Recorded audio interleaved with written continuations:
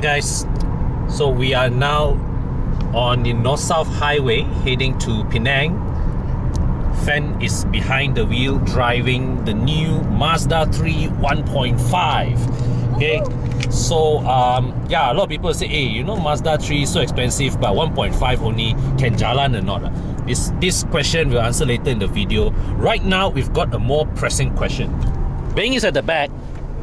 Okay, so this Mazda 3, right? 1.5, right? Okay, can you hold the camera? Can you point in front down here? So you see, no rear aircon vent. Okay, so question time. Cold enough ah? Yeah. Okay ah? Yeah. Boleh pakai ah? For you? Honest ah? Honest. Okay. Okay lor. So aircon, no rear aircon vent is bad, but still cold enough. Fan. Nice mode to drive. Nice. Yes, lady driver, you recommend more for your fellow ladies. Yes, of course. Good ah? Yes, have to be hatchback, right? Hatchback. I'm okay with both lah. I know Abo Bigo prefers the hatchback. I also like the sedan, the shape. That's more uncle this. But the driving okay responsive. Very responsive. So so we've just covered about 300 kilometers from Klang Valley, all heading to Juru. Okay, we are now about just over 20 kilometers from Juru. So I was driving earlier before I passed the wheel over to Fen, and what really caught my attention is the powertrain, the engine actually punches surprisingly well above its weight. So there were concerns that when Mazda introduced this Mazda 3 with a 1.5, there were concerns that it would be too underpowered with respect to its segment. And well, we have not tested it back to back against the 1.8 liter Civic or the 1.8 liter Altis, but right now, as it is, for us now driving this car in isolation, the 1.5 certainly feels like an entirely adequate powertrain. One thing they've done very well is that the transmission, the calibration of the transmission, they've made. I think they have did some smart work with the transmission in that one. When you step on the accelerator upon takeoff, the gearing gives the car that leap forward sensation. You know, that gives you the impression that it's running a bigger engine, more powerful engine than it actually is. And you see right now on the highways, right, it cruises along fine. The only occasion that the engine, right, that the engine exposes its lack of cubic centimeters is when, let's say, when you're going along, cruising along nicely, suddenly another car cuts into your lane. You have to slow down to regain that speed. All right, you know, after you broke your momentum, that is when you realize that you remember the engine gives out characteristics that remind you that, hey, you know, I'm only a 1.5. So, but otherwise, otherwise the engine actually really does not feel overwhelmed by the size and weight of this car. Okay, so Beng, earlier this week, Beng reviewed the new Corolla. They call it the Corolla here, right? Yeah. So, Beng has something to say about these two cars in comparison. Okay, so I haven't driven the Mazda 3 hatch, or what they call liftback, but I've driven the Altis, and I feel, because they're the same segment, right, I feel the Corolla, the suspension is actually not even more comfortable, but it's more adequate to all types of driving styles. So for example, when you're in comfort, it's more comfortable to drive, but also it takes corners very well when you put it into sport and when you chuck it at corners, as compared to the Mazda 3, because I feel this one is actually a little bit harsh. Yeah, a bit bound. It's sort of, right now we are traveling over a bit of undulating surface. Oh, that's an FD2R there! Yeah. So the car, right, seems to be moving together with the surface. Yeah. I'm not sure if Mazda intended to do that or not. They could be, because they are in for a lot of feel for allowing your driver and maybe now passengers to feel how the car reacts to the road. Wait. There also got Eco World lah. Here Penang also got Eco World until Penang here. Everywhere. Everywhere. Yeah, the day you and Bobby went to check out the Eco World, Ergo Homes. Yeah, Ergo Homes. Okay. You guys should check it out. Check that video out, guys. Separate video. Go check out Bing and Bobby's channel. Yeah.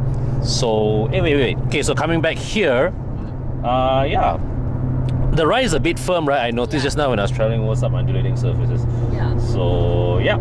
So, just came back from Penang with the new Mazda 3 1.5. So yesterday, the team and I, we drove this Mazda 3 1.5 hatchback all the way to Penang to drop by our northern clubhouse, and then after that, in the very same afternoon, we came back.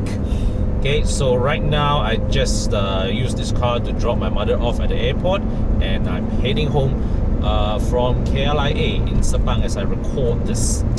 So this new Mazda 3 all new model, earlier this year I had an opportunity to test drive this car, so like preview this car in Japan, and then after that when the car was launched in Malaysia, did a couple of walk around videos, so you can check all those videos in my channel. Alright, so this particular variant of the Mazda 3 here, this is the 1.5 litre model, priced at about 140,000 ringgit. You can choose between a sedan or a hatchback. You top it another 10,000 ringgit, you get the 2.0 high model. That effectively is the mid-spec variant, and that one was featured in, I did a video review of that car some months back. Once again, you guys can have a look at that video. Okay, so a further 10,000 ringgit on top of that, at 160,000 ringgit, you get the 2.0 high plus sedan or hatchback, where the most important features that you will receive at that point will include iActive Sense, all right, all the autonomous braking features and all that. Right here at this base model, this 1.5 litre model, you still get the center freestanding screen. You get, surprisingly, you get heads-up display. You get a semi-digital instrument cluster where you have an analog tachometer, analog fuel gauge, analog temperature gauge, but the center part of it is a screen which houses the speedometer as well as the multi-info display. Alright, so recently we also saw this instrument cluster transplanted to the Mazda CX-5 Turbo that I also reviewed in a separate video. Here in this 1.5 litre model, air conditioning is manual. There is no rear aircon vents. You have to go to the 2.0 high for that. But you do get a reverse camera. Did I mention heads-up display? There's heads-up display, which nice to have, but really not strictly necessary. Okay, so honestly, with this car and this, on the equipment front, my wish list to top up really would be, I would want to have rear aircon vents. I would want to have keyless entry, but that aside, really there's nothing that I would not be able to live with. There's nothing else I would not be able to live without. But there is a lot of debate on the pricing of this car, because with the previous model, prices started at 108,000 ringgit, and that already got you a 2-litre engine. This one with a 1.5 suddenly jumped to 140,000, which makes it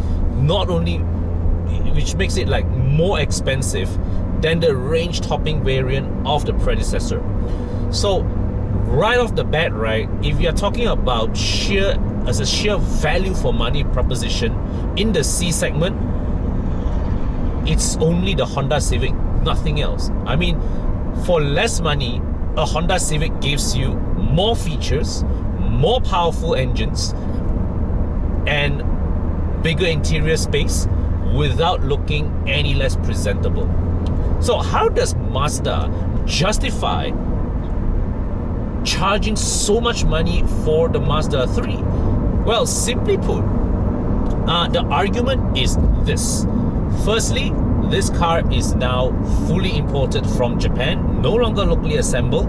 So even though there's the Japan FTA with Malaysia, there are actually no import duties, but you still have logistical costs, all right, to ship the car in from Japan.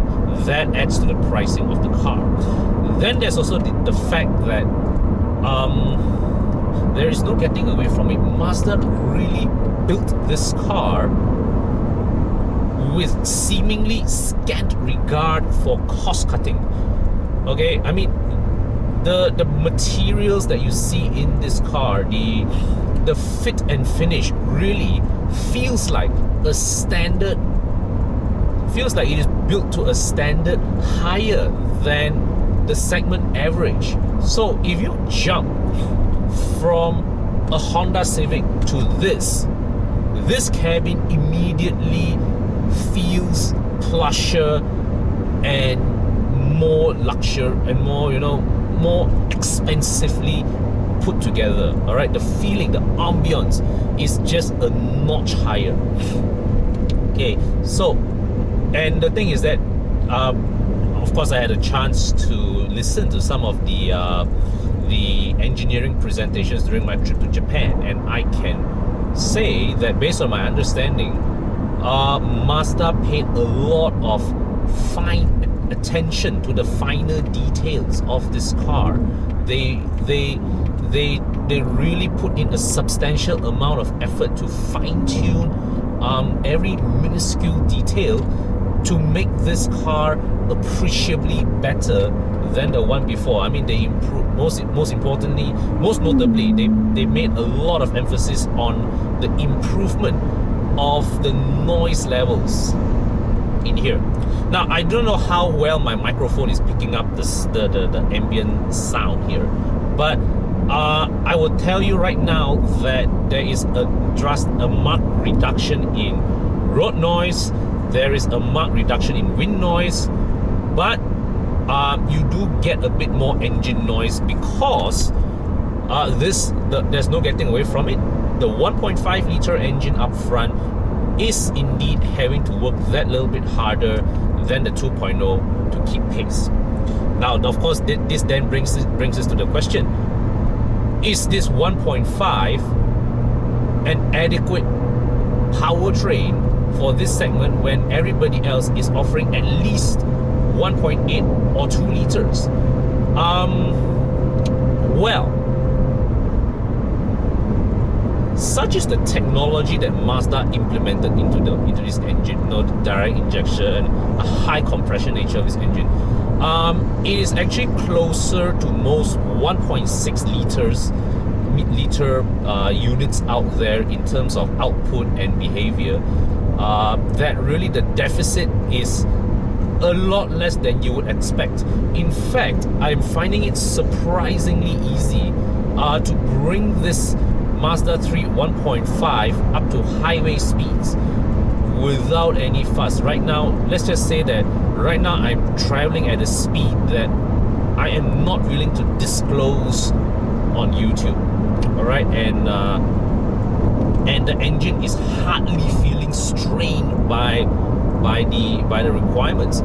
Okay, the only occasion when I felt that the engine betrayed its lack of cubic centimeters is when, let's say right now you are doing 110 on the fast lane. Suddenly, a car in the middle lane come in at 90 kilometers per hour. You're forced to slow down to brake to avoid that car. Regaining that speed needs a bit more effort than it would with the 2 liter model. And also, I observed that Mazda calibrated the gearing of the transmission as well as the response of the throttle to amplify the the low end torque of the engine. So when you get up and go from standstill, the car actually leaps forward with some degree of enthusiasm. And of course, now we're going on highway. The transmission is also a bit more proactive in kicking down a gear or two to give you that kick you need for acceleration. So if you are a regular long distance traveler, this 1.5 liter engine actually offers quite adequate performance. Okay, so in simple terms, whatever that's lacking in this Mazda 3 1.5, the engine, it's not the engine. The engine offers absolutely adequate performance for you to get by on your on most usages that you need. Okay, city driving, highway driving at moderate speeds, no problem. But of course, but for reasons that I will elaborate later, you are still better off with the 2 liter model. But I'll get more into that later. Now, the other impressive aspect, the other impressive part about this engine really is the fuel consumption. Yesterday I was coming back, we were traveling to Penang. Well, let's just say that because we were in a rush, I actually had to use full throttle acceleration pretty often, and the trip computer was still returning 8 liters per 100 kilometer. Yeah, maybe 8.1, 8.2, but it was very, very frugal. Okay, we departed KL, drove all the way out to Penang, came back. I think we refueled somewhere before Tanjung Malik. Yeah, so 1 tank of petrol to Penang and halfway back, no fuss. Okay, so that's that.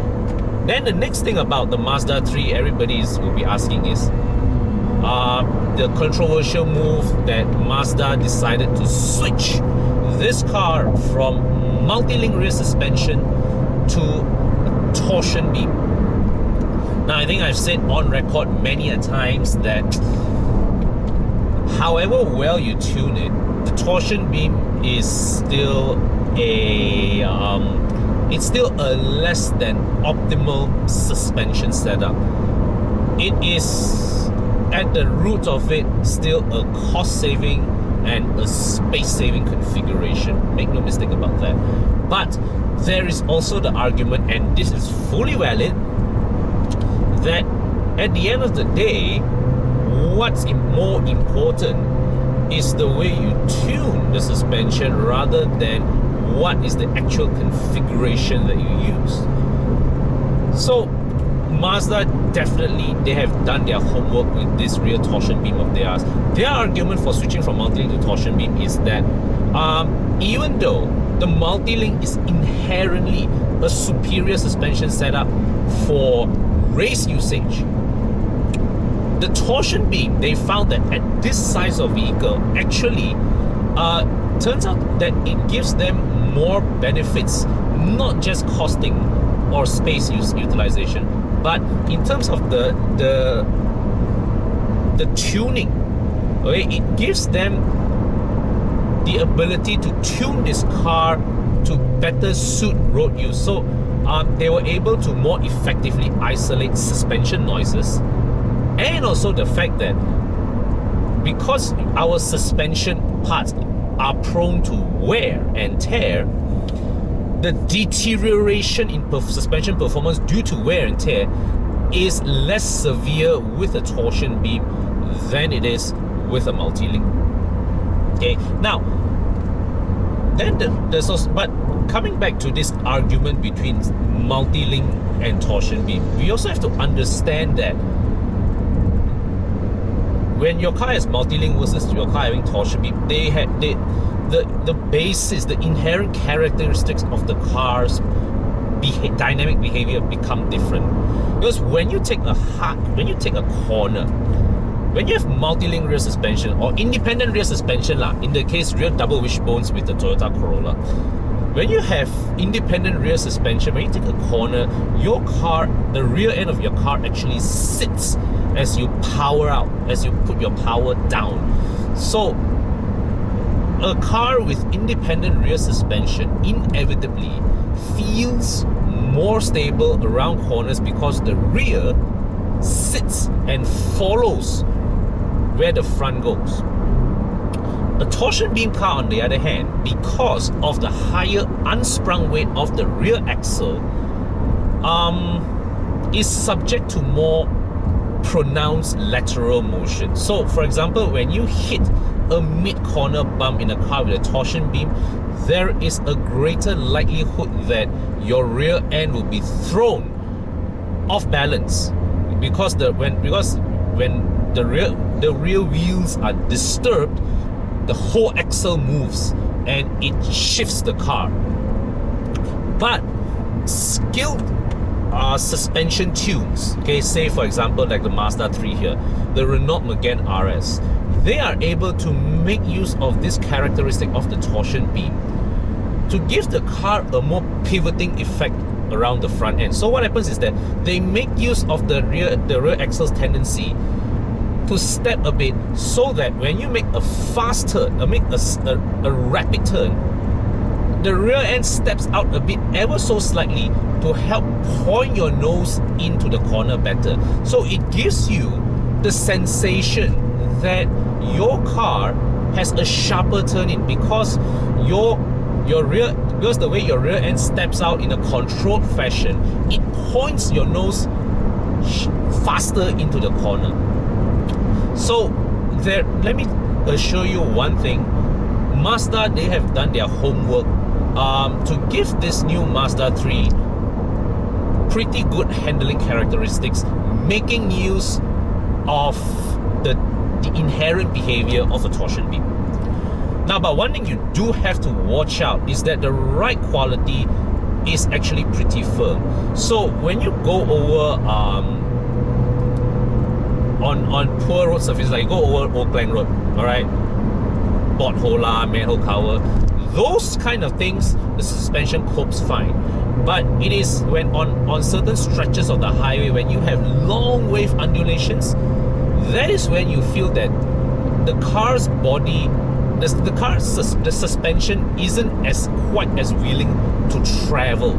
So yeah, so when long wave undulations, the car's body actually moves quite a bit together with the surface. And this is despite the fact that the 1.5 here is running on thicker aspect tires. I think it's 16s. I think this car runs on 16s. The 2 liter high plus runs on 18s. Yeah, Mazda runs the jump 2 sizes with their tires with every increase in size. So the conclusion I would say for this Mazda 3 is that well, it's not cheap. Okay, so if you want a value for money C-segment sedan, go look at the Honda Civic. But if you are looking for something that that is stylish, that looks premium, with an interior that is built to higher than average segment standards, yes, the Mazda 3 is worth looking at. But would I recommend this 1.5 liter variant? There is, as I said, it is not lacking in terms of performance. It is also, it handles perfectly well. This, as a car to drive, it is pleasant. But I would still recommend that you at least make one step up to the 2 liter high model, in which where you actually at least get keyless entry and rear aircon vents. All right. Yeah, but I mean, to drive, there really is no issue. But because of the absence of certain features in this car, I mean, I would happily trade the heads-up display and the digital instrument cluster for the two items that I mentioned, rear con vents and. Okay, guys, quick one. Bobby is driving now. I'm sitting at the back, and I can testify right here. Even without rear air con vents, it actually doesn't feel warm here at the back, so it's good. car. Yeah. No aircon vent one, right? No